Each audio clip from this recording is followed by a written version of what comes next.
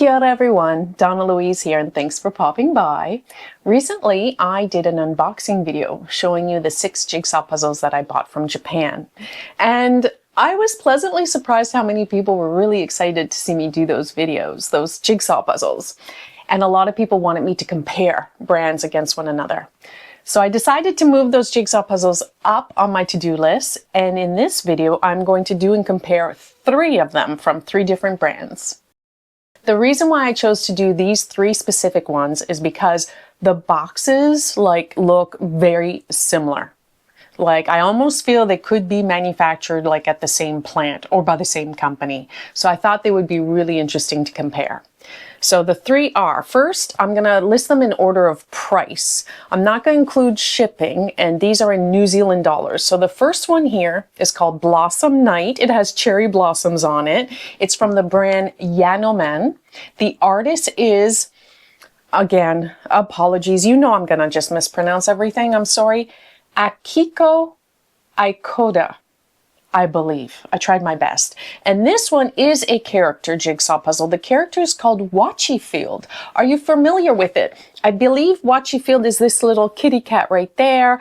I don't know the background of the character or where it originated, but I believe they're friends. So this is a Wachifield character jigsaw puzzle, and it cost me in New Zealand dollars $21.44, which is an amazing price for a 500-piece jigsaw puzzle. So the second one, now this one is from the brand Ensky, and it often has ArtBox listed, and I looked on their website and it feels like Ensky is the company and ArtBox is maybe a sub-brand, but it does say Ensky on small writing there. So this one is called Happy Party, and it is licensed from Nintendo, and it is another character licensed jigsaw puzzle of Pokemon. You can see this one cost me $25.06. Still a very good price for a 500-piece jigsaw puzzle in New Zealand dollars. And then finally, this other 500-piece jigsaw puzzle here, this is by the brand Epoch. Hopefully that's how it's pronounced. It's called Cheese City Under the Kitchen. It's just so cute. And the artist is, hopefully I'm saying this correctly, Noriko Nishimura? Apologies. But there you go. This one was the most expensive one at $26.80. So if I just look at these puzzles right here, right now, obviously the less expensive, the better. I think we can all agree on price for that matter. But they all come wrapped in plastic wrap, so there's no difference between them. Let me remove the plastic wrap and we'll have a closer look at the boxes.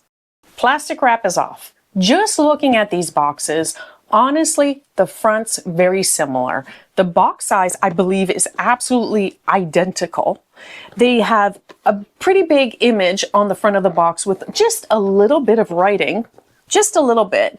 And when I look on all the different sides of the box, they all feel like they have the same information, the same layout. I can't read a lot of it because it's all in Japanese, obviously.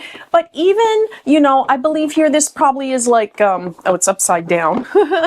But it probably even has the safety information, pieces, contact information. But the layout of the boxes all feels very much the same for me, on all 3 sides. So first, the Wachifield Blossom Night by Yanoman. Okay, so, ooh. Wow, okay, so we have a bag of pieces here, plastic bag of pieces. We have, I believe this is probably glue. Of course, I have no idea, and I can't get the stuff. Oh my God, the struggle is real. Okay, so I believe, yeah, it says jigsaw puzzle glue, and there's instructions how to use it, and there's a little scraper card to spread the glue. Okay, that wasn't expected. I'll probably not use it, but I'm gonna hold on to it, especially the little scraper tool. And then here there is a card. Of course, I don't know how to read it. It says Jigsaw Puzzle Service Card with a big 6 on it. I have no idea what it says, but I could probably use my phone to translate it. Okay. And then there's a bigger card insert here. Is there any, they got their website. It looks like there's something, maybe if there's missing pieces? I think this could be if there's a missing piece. But it's all, you know, written in Japanese, so I don't know how to translate it, but it looks like it's customer service information. Okay, so quite a bit in the box. So this is the Ensky ArtBox one. Let's see now what they have. Well, it looks like puzzle glue is standard. Here's another pack of puzzle glue. Here's the pieces, the bag of pieces. It feels very similar. Look, they have another spreader. It's the exact same, the exact same. The puzzle glue is different, like the packaging is different. It almost feels like there's more in this one. And then there is another little card here, and it seems like, I think this is missing piece information. It almost feels like it has the same image. It has the same image on both of them, like this little missing piece symbol right there. And of course, I don't know how to read it, but it feels very familiar, like very similar. And the bag looks pretty much almost like the same size. This bag has information written on it. It says, like, you know, warning, choking hazard, because it's a plastic bag. This plastic bag doesn't have anything written on it. But okay, there you go. Very, very similar. My question is, are we going to have puzzle glue in the third box? So now moving on to the Epoch puzzle. Let's see. Okay, so we have the plastic bag of pieces.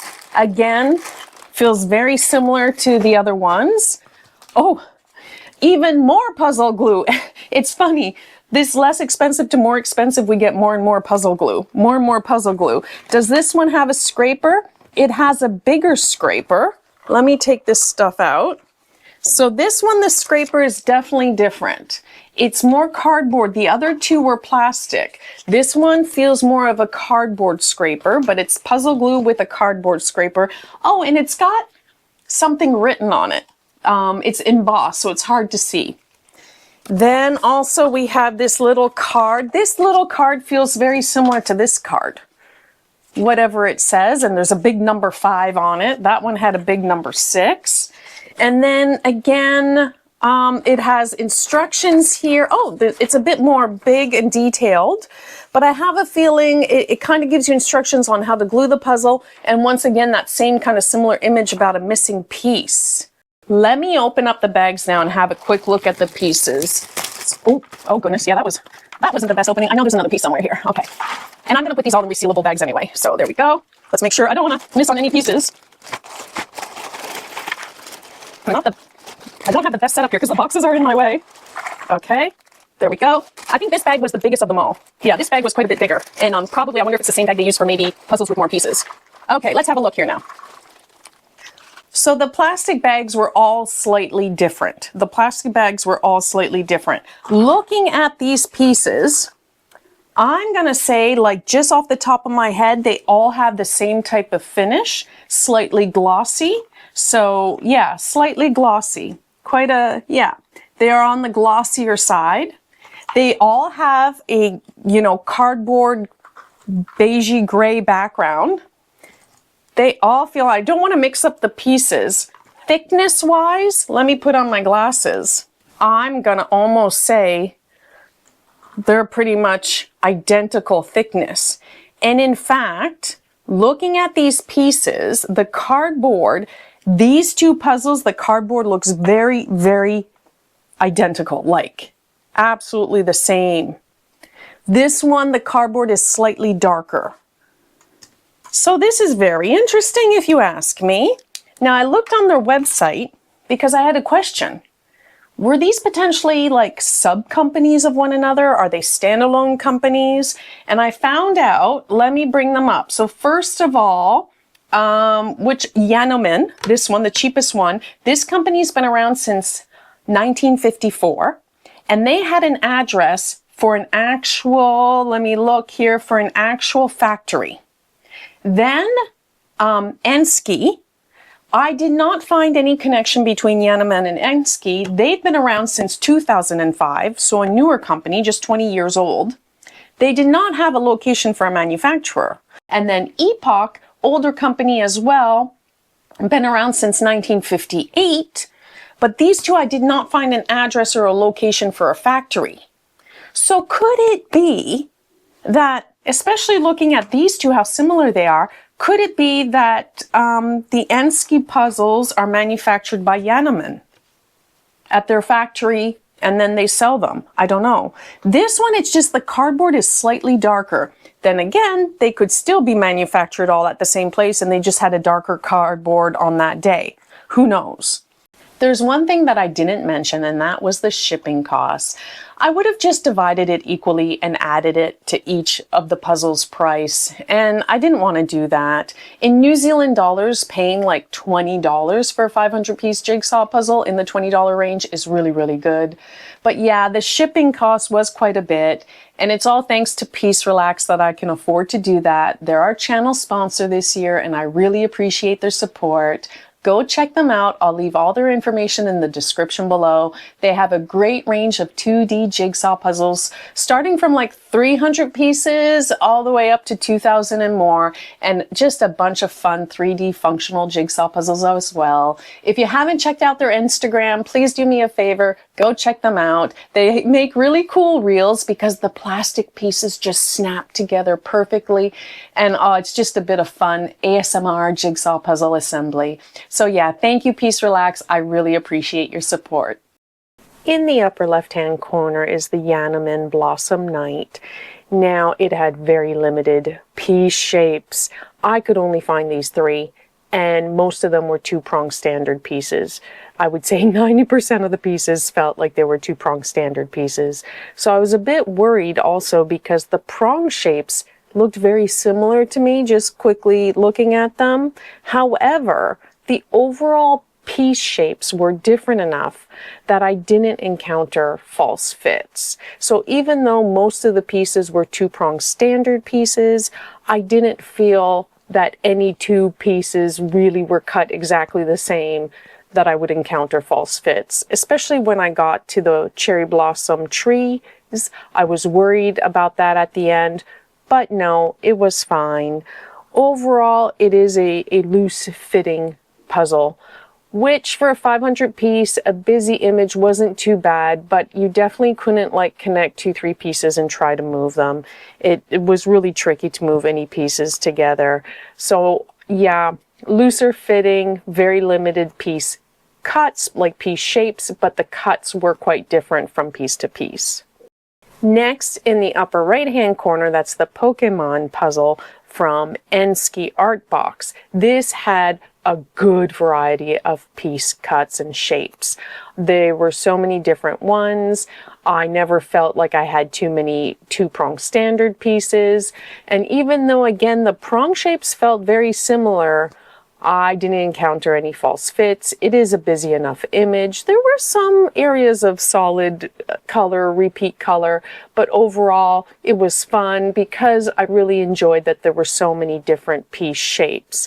And similarly to the Blossom Night, the Yanoman, like it felt like no two similar pieces were cut exactly the same. So not much of a variety of prong shapes, but the image was good and there were enough piece shapes that it didn't matter. Very, very loose fitting jigsaw puzzle. This thing fell apart like if I even looked at it funny. So difficult to attach sections together and move them. Then at the bottom, that's the Epoch Cheese City Under the Kitchen. Even though I did find a lot of different piece shapes, similarly to the Pokemon Ensky one, to tell you the truth, they were just mostly two-prong standard pieces. And I was worried about false fits, especially in that dark blue sky. But once again, even though the prong shapes felt very similar, the piece cut between similar shaped pieces was different enough that I didn't encounter any false fits. So that was really nice. Also with this one, very loose fitting jigsaw puzzle. Couldn't really move sections around at all. It was maybe slightly, snugger fitting than the Pokemon, but to tell you the truth, they were all three of them were very loose fitting jigsaw puzzles, difficult to move sections around. So thinking about these three jigsaw puzzles, I would pay low $20 for them, but I would not want to ship them in again. Like, I wouldn't run out and buy more of these brands and pay for shipping, because that really adds on to the price. If I found a 500 piece one and I really enjoyed the image, and if it was a busier image that I like, I would pay in the low $20 New Zealand for them for sure. I don't think I'd want to do a 1,000 piece because of the loose fitting of all the pieces in all these three brands. I think I would get annoyed. So if I just imagine like the Pokemon, scaling that up to 1,000 pieces, and say you want it to assemble, like, is that Jigglypuff? Hopefully, if I remember the name of the characters correctly, you'd want to assemble it and then move Jigglypuff into the puzzle area. It would just fall all apart. So yeah, I would only buy them again if I found them locally, didn't have to pay for shipping, low 20-ish dollar New Zealand in price, and if it was an image that I really liked and enjoyed. I had fun doing them because I really enjoyed the images, and they all have like a very similar satin slight gloss to them. Not high gloss, but a satin. In fact, maybe the Blossom Night from Yanoman was a little less shiny, but perhaps that was due to the image itself and the colors on it. But they were all felt very similar. I mean, I enjoyed the puzzling experience overall. If I had to pick one of the three as to which was my favorite, I think I'd go with the Pokemon one, just because it stood out with the variety of piece shapes. So that's more fun to me. I prefer when there's a lot of fun, different piece shapes. The Yanoman Blossom Night was almost all two-prong standard pieces, and even though the Epoch Cheese City Under the Kitchen did have a variety of all the piece shapes, it did end up being mostly two-prong standard pieces as well. So for the price, for the glossiness, the loose fitting, although the Pokemon was probably the loose fitting of all of them, because I'd go with the middle one. I guess if I had to pick, if you twist my rubber arm, I'd take the Ensky ArtBox Pokemon one, perhaps. But I'm not being too convincing, am I? It's so difficult. It's so difficult to pick because they feel all very similar. So I need to know, do you have experience with these brands? Leave your comments below. What are your thoughts and experiences with them? Now, I have no proof as to whether or not they were manufactured in the same plant. Their piece cuts are different enough. The backing on the puzzles, there's maybe even a slight difference between the Yanoman and the Ensky, but definitely the Epoch looked darker. So it's hard to say. The contents of the box look very, very similar. But I have no proof or idea if they have their own factories or not, or if they're made at a similar or same factory and distributed amongst the companies. If you know anything, let me know. Leave your comments below on that as well. I do have 2 more Japanese cardboard brand jigsaw puzzles to do and 1 more plastic one, and they'll see how these compare to those. And another question, do you think I'm going to get more jigsaw puzzle glue and the other 2 cardboard brand jigsaw puzzles that I got from Japan? One is Beverly and the other one is Apple One. I doubt the Tenyo plastic piece one will have puzzle glue. That defeats the point. That's why it's plastic pieces, because they stay together perfectly. So yeah, stay tuned. I'll do those 3 jigsaw puzzles in a future video. I'm not going to come back and do my traditional outro, so I hope you enjoyed this video. Thank you so much for watching to the end. I really appreciate it. If you enjoyed it, please consider giving it a thumbs up and subscribing to the channel. I know, it sounds silly saying that, but it really does help me out, and it helps the video and the channel, and I really appreciate it. And until next time, ciao! You can't even see me, and I actually waved. I actually waved. Oh, silly monkey.